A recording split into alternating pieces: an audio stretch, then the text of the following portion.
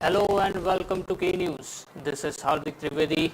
Let's have a look what is happening in India and in the world. A 350% increase in phishing websites was reported in the first quarter of the year, many targeting hospitals and healthcare systems and hindering their work responding to the COVID-19 pandemic, the UN counter-terrorism chief has said. Vladimir Voronkov on Thursday told the UN Security Council that the upsurge in phishing sites was part of the significant rise in cybercrime in recent months, reported by speakers at last month's first virtual counter-terrorism week at the United Nations. He said the UN and global experts don't yet fully understand the impact and consequences of the pandemic on global peace and security, the more specifically on organized crime and terrorism. We know that terrorists are exploiting the significant disruption and economic hardships caused by COVID-19 to spread fear, hate and division and radicalize and recruit new followers, Voronkov said. The increase in internet usage and cybercrime during the pandemic further compounds the problem. The week-long meeting was attended by representatives from 134 countries, 88 civil society and private sector organizations, 47 international and regional organizations, and 40 United Nations bodies, he said. The US ambassador to the United Nations called Iran the world's #1 sponsor of terrorism on Thursday and warned Russia and China that they will become co-sponsors if they block a resolution to extend the UN arms embargo on Iran. Ambassador Kelly Craft said the United States hopes Russia and China will not be co-sponsors of the #1 state that sponsors terrorism and will see the importance of peace in the Middle East. Kraft and Brian Hook, the top US envoy for Iran, briefed a group of reporters following Secretary of State Mike Pompeo's announcement Wednesday that the United States will call for a Security Council vote next week on a US drafted resolution to extend indefinitely the arms embargo that is due to expire October 18. Hook announced hours later he is stepping down from the post.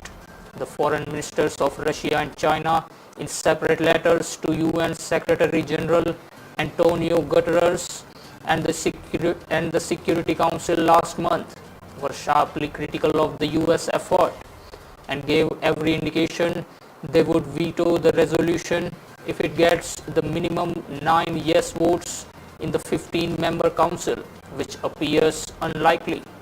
If the vote fails, Pompeo suggested the US would invoke the snapback mechanism that would restore all UN sanctions on Iran.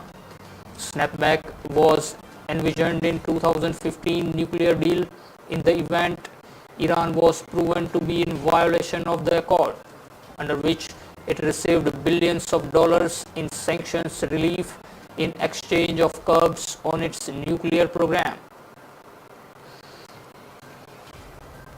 The US has lifted the highest level of its global health travel advisory for Americans due to coronavirus pandemic and restored the previous country-specific system without changing the status of over 50 countries, including that of India and China.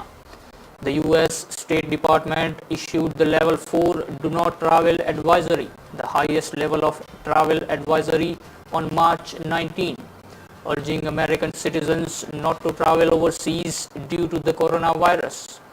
India remains on Level 4 of the travel advisory along with more than 50 countries, including China. This means that the US urges its citizens not to travel to India due to increasing coronavirus cases. The State Department, in its latest travel advisory on India issued on Thursday, said do not travel to India due to COVID-19. exercise increased caution in India due to crime and terrorism. The Center for Disease Control and Prevention has issued a level 3 travel health notice for India due to COVID-19. It said travelers to India may experience border closures, airport closures, travel prohibitions, stay at home orders, business closures, and other emergency conditions within India due to the COVID-19. Assistant Secretary of State for Consular Affairs Carl Risk told reporters during a conference that State Department, in close coordination with the CDC, has lifted the global level 4 health advisory and has returned to the previous system of country-specific levels of travel advice, with levels from 1 to 4 depending on country-specific conditions. The CDC has similarly removed its level 3 global COVID-19 pandemic notice. This important change reflects the reality that health and safety conditions are improving in some countries while potentially deteriorating in others. By returning to the country-specific travel advisory system, the US is able to give Americans detailed and actionable information to make informed travel decisions, he said. Former Union Minister Manoj Sinha was sworn in as new Lieutenant Governor of Jammu and Kashmir, the first political leader to take charge of the Union Territory.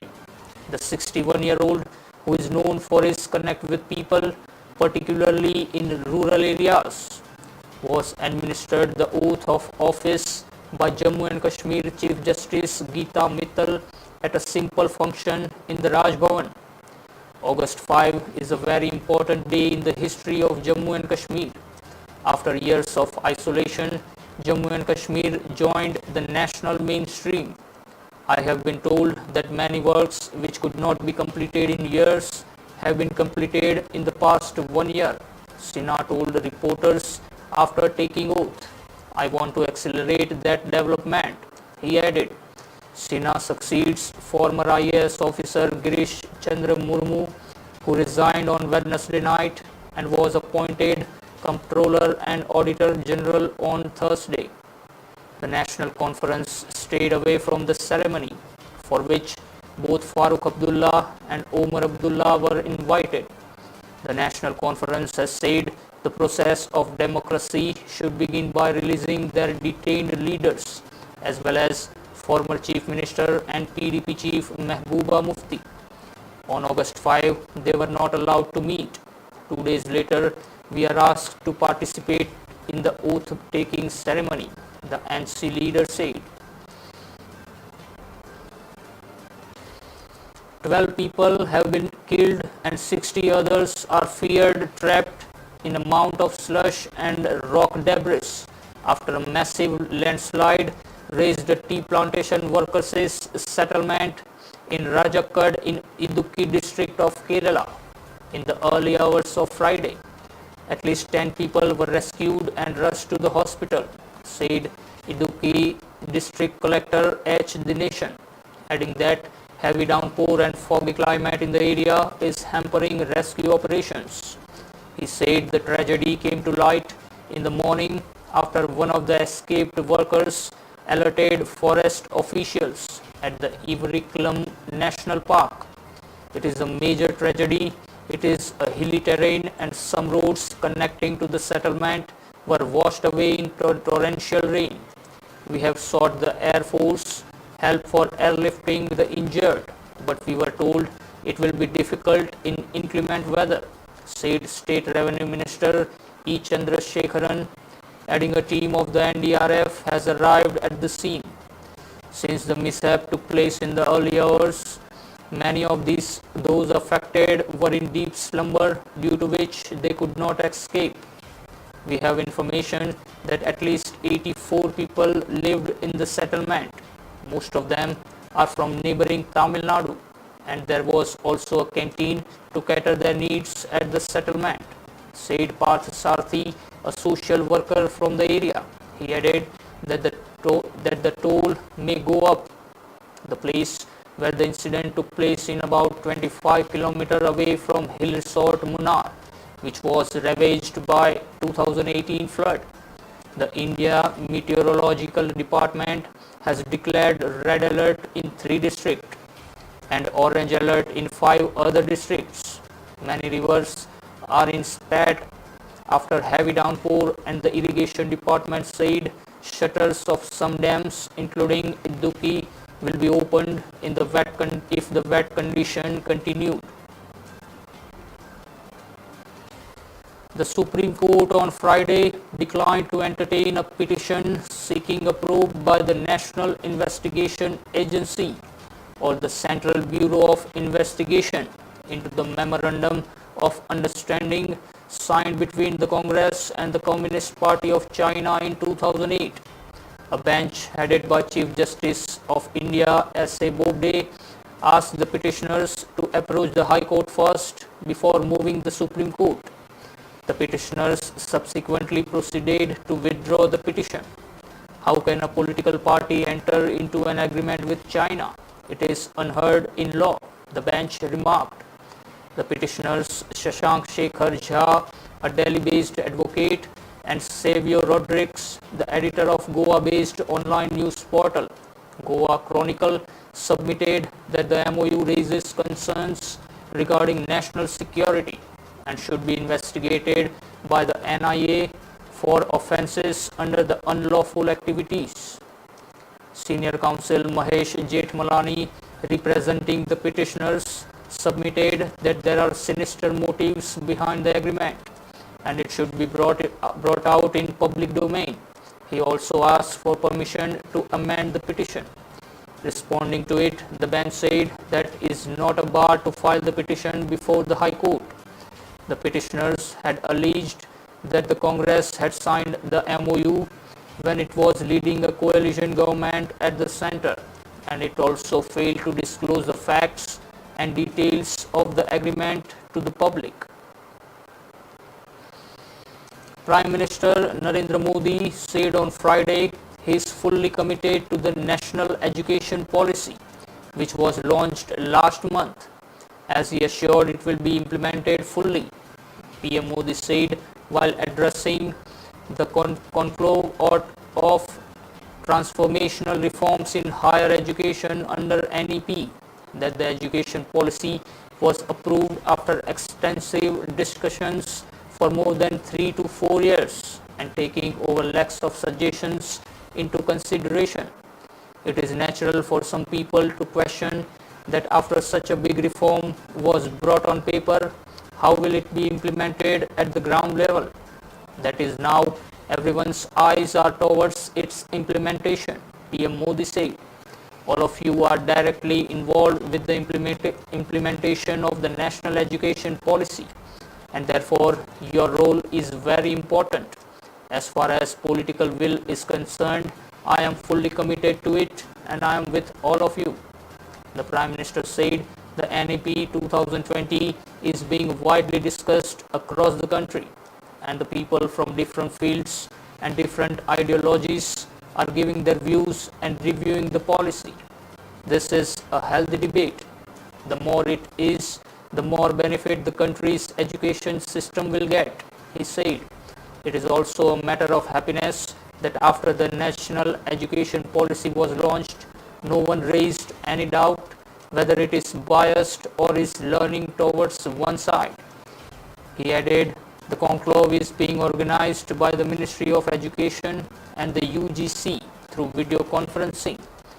Union Human Resource Development Minister Ramesh Pokhriyal and Union Minister of State for Communications Sanjay Dhotre were also present at the event. It's time for a short break. We'll join you in a short while.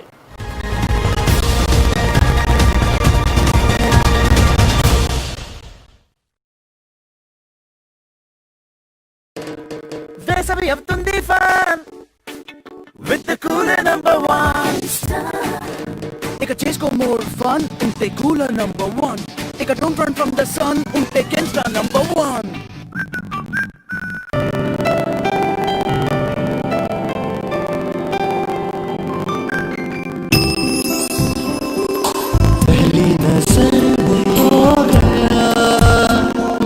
दीवाना दीवाना दीवाना, इतना सुंदर जैसे कोई सपना सुहाना, मैं दीवाना दीवाना कचारिया टाइल्स, जो देखे वो दीवाना।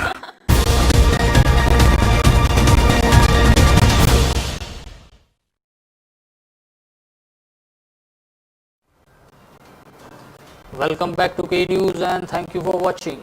Let's continue the streak of news. The Delhi government aims to boost the economy and reduce pollution level in the national capital, recognized as one of the world's most polluted cities. Chief Minister Arvind Kejriwal said on Friday as he rolled out his government's electric vehicle policy. The Aam Aadmi Party leader said his government studied the electric vehicle policies across the world and consulted experts in country to come up with the policy to offer subsidies and waive road tax and registration fee for electric vehicles. The policy has two objectives. First, to boost Delhi's economy after the coronavirus pandemic. Second, to significantly reduce the pollution level and contribute to sustainable development, Kejriwal added. The policy would help generate jobs in large numbers, driving, selling, financing, charging points, etc. The Delhi government, he said, would introduce financial incentives for people buying e-vehicles. For two-wheelers, auto rickshaws and e-rickshaws and freight vehicles, there will be incentives up to 30,000, and for cars it will up to 1,50,000. These incentives are over and above already existing incentives for e-vehicles under the central government, he said. The Delhi government will also provide a scrapping incentive, the first in the country, for replacing the fuel-based vehicle with e-vehicle. Interest on loans for the purchase of e-vehicles for commercial activities will be waived and e-vehicles will be exempted from registration fees and road tax, he said. The case against two Italian Marines who shot dead two Indian fishermen off the Kerala coast in 2012 will be closed only when Italy compensates the families of the victims, the Supreme Court said today. Let Italy pay them compensation. Only then we will allow the withdrawal of prosecution, Chief Justice S.A. Bobde said. The center requesting the top court to let it withdraw the cases following the decision of a UN tribunal, said it had assured it would criminally prosecute the Marines. But the court said the fishermen's families must be compensated first. Bring the checks and the relatives of victims here, said the Chief Justice. The court has asked the center to file an application making the families party to the case within a week. The Hague-based Permanent Court of Arbitration recently ruled the Italian Marines enjoy immunity, so they cannot be tried by Indian courts. But the UN tribunal said India is entitled to compensation in connection with the loss of life, physical harm, material damage to property, and moral harm suffered by the captain and other crew members of the fishing boat that came under fire, Sant Antony. The Supreme Court said it would need to hear the victims' families before allowing the cases to be withdrawn. The RBI on Friday announced the members and mandate of the expert committee formed to recommend parameters for one-time restructuring of corporate loans. The committee, headed by veteran banker K.V. Kamnath, will also include Vice President of Asian Development Bank Divakar Gupta, Chairman of Canara Bank T.N. Manoharan, Ashwin Parekh, and the Chief Executive Officer at the Indian Banks Association, RBI said in an official release. Mr. Gupta and Mr. Manoharan will join the committee after their respective tenures at ADB and Canara Bank get over, the release said. The IBA will function as the secretariat to the committee, and the committee can invite other individuals. The announcement comes a day after RBI Governor Shaktikanta Das on Thursday briefed on the loan resolution plan approved during the policy review meeting of the central bank. The committee formed on Friday will formulate sector-specific resolution plans for all accounts with total loan exposure of rupees 1500 crore and above, RBI said. The committee will submit its recommendations to RBI in 30 days. Mark Zuckerberg's net worth passed $100 billion for the first time Thursday after Facebook hit a record high on optimism about the release of its TikTok competitor Reels. The 36-year-old joins fellow tech titans Jeff Bezos and Bill Gates as the only people in the world who currently have centibillionaire status, according to Bloomberg Billionaires Index. Zuckerberg's fortune is largely derived from his 13% stake in Facebook. The founders of America's largest technology companies have enjoyed a mind-boggling accumulation of wealth this year as the coronavirus pandemic drives more people online despite the US economy contracting as its fastest pace on record. Zuckerberg has gained about $22 billion this year, while Bezos is up more than $75 billion. The staggering numbers have put big tech under increased scrutiny, with Zuckerberg, Bezos, Apple Chief Executive Officer Tim Cook, and Alphabet head Sundar Pichai testifying before Congress last month to defend allegations that their power and influence are out of control. The five largest American tech companies, Apple, Amazon, Alphabet, Facebook, and Microsoft, currently have market valuations equivalent to about 30% of US GDP, nearly double what they were in the end of 2018.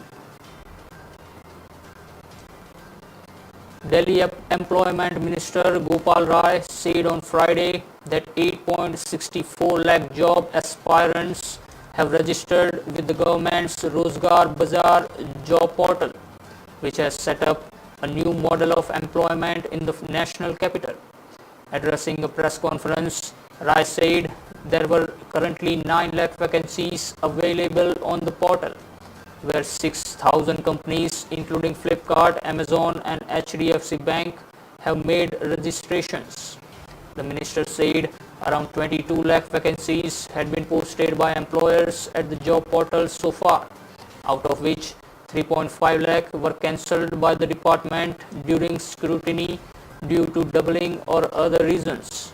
So far, about 10 lakh vacancies have been closed by companies after they initiated or completed the process of hiring candidates. The Delhi government's job portal has set up a new model of employment in Delhi. Rai, who is also the Labour Minister, said the AAP dispensation would soon launch a poster campaign to inform more job aspirants about Rozgar Bazaar. The minister said there was no charge for this service and appealed to job aspirants to not pay money to those who promised to get them registered at the portal and jobs. Chief Minister Arvind Kejriwal had launched the job portal on July 27 and appealed to the traders, industrialists and people to join hands to revive Delhi's economy. Prime Minister Narendra Modi will on Saturday inaugurate the Rashtriya Swachhata Kendra, an interactive experience center on the Swachh Bharat mission. A tribute to Mahatma Gandhi, Rashtriya Swachhata Kendra was first announced by the Prime Minister on April 10, 2017 on the occasion of centenary celebrations of Gandhiji's Champaran Satyagraha. After taking a tour of the RSK located near Rajghat, Modi will interact with 36 school students from Delhi, representing the 36 states and union territories. at the amphitheater of the RSK, an official statement said. This will be followed by his address. The installation at the RSK will introduce future generations to the successful journey of the world's largest behavior change campaign, the Swachh Bharat mission. A balanced mix of digital and outdoor installation in the RSK will impart information, awareness and education on Swachhta and related aspects. The complex interplay of processes and activities will be presented through assimilative learning, best practices, global benchmarks, success stories and thematic messages in an interactive format. The S&P, BSE Sensex and NSE Nifty 50 indices ended on a flat note in trade on Friday, as gains in banking, financial services and metal and FMCG shares were offset with losses in information technology and pharma shares. For most part of the day, Sensex and Nifty traded on a muted note as investors turned cautious on pace of economic recovery as COVID-19 infection cases in the country crossed 20 lakh.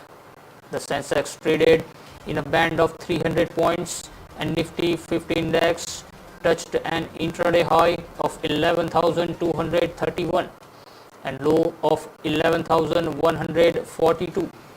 The Sensex ended 15 points higher at 38,040 and Nifty advanced 14 points to close at 11,214. 7 of 11 sector gauges complied by the National Stock Exchange ended higher, led by Nifty PSU bank indexes 1% gain. Nifty Private Bank, Metal, FMCG, Auto and Bank indexes also rose between 0.5 to 0.8% each. On the other hand, Nifty IT, Pharma and Realty indexes fell between 0.3 to 1% each. Mid and small cap shares outperformed their larger peers as Nifty Mid Cap 100 and Nifty Small Cap 100 indexes rose over a percent each. The overall market breadth was positive as 1600 shares closed higher while 1000 closed lower on the BSE. That's all for now. Keep watching K News. This is Hardik Trivedi taking your leave. Be alert, be positive, be safe.